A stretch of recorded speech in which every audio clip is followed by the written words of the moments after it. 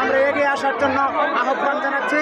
সর্বোপরি নারিকেলী উচ্চ বিদ্যালয় আমাদের আবেগ, নারিকেলী উচ্চ বিদ্যালয় আমাদের অনুভূতি, নারিকেলী উচ্চ বিদ্যালয় আমাদের ভালোবাসার তীর্থস্থান।